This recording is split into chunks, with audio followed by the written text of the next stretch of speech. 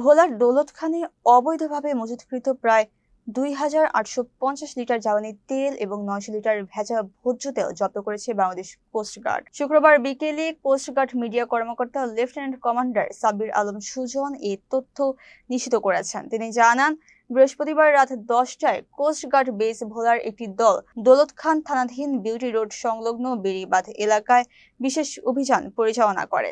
এ সময় ৬টি দোকানে তল্লাশি চালিয়ে আনুমানিক ৫,৪০,৭৫০ টাকা মূল্যের অবৈধ ডিজেল, পেট্রোল ও অকটেন সহ বিপুল পরিমাণ ভেজা ভোজ্য তেল জব্দ করা হয়। জব্দকৃত জ্বালানি তেল উপজেলা নির্বাহী কর্মকর্তার তত্ত্বাবধানে বাজার মূল্যে বিক্রি এবং ভেজাল তেল বিনষ্ট করার প্রক্রিয়া চলছে। কোস্টগার্ড জানায়, তেলের অবৈধ মজুদ ও কৃত্রিম সংকট রোধে এ ধরনের জনস্বার্থমূলক অভিযান ভবিষ্যতেও অব্যাহত থাকবে। আজ আনুমানিক দুপুর ২টার সময় গোপন তথ্যের ভিত্তিতে আমরা জানতে পারি সরকারিভাবে বিতরণযোগ্য পণ্য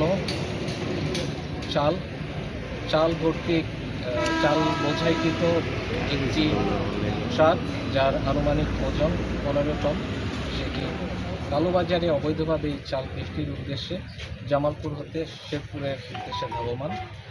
সেই তথ্যের ভিত্তিতে জামালপুর র্যাবের একটি চৌকস টহল দল অতি দ্রুত সময়ের মধ্যে দক্ষতার সাথে ট্রাকটিকে আটক করতে সমর্থ হয়। পরবর্তীতে ড্রাইভারকে প্রাথমিকভাবে জিজ্ঞাসাবাদ করা হলে প্রাপ্ত তথ্যের সত্যতা পাওয়া যায়। এর প্রেক্ষিতে পরবর্তীতে জামালপুর জেলা খাদ্য সংরক্ষণ অফিসারের সাথে যোগাযোগ করলে সেই অফিস থেকে সংশ্লিষ্ট ঘটনার সত্যতা নিশ্চিত করেন বিভিন্ন আলামত এবং কাগজপত্র বাছাইয়ের মাধ্যমে।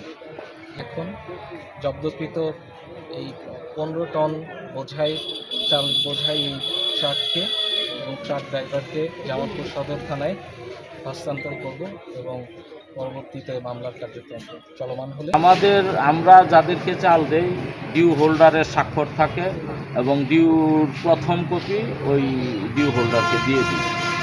দ্বিতীয় তৃতীয় কপি আমাদের কাছে থাকে, প্রথম কপি প্রত্যেকটা ডিউ হোল্ডারের কাছে দিয়ে দিই। তো উনি তো সেই ডিউটাই দেখাইতে পারে না। আচ্ছা, আমার নাম ইসরাত আহমেদ, সংরক্ষণ ও চলাচল কর্মকর্তা, সিংহ জানিয়ালে।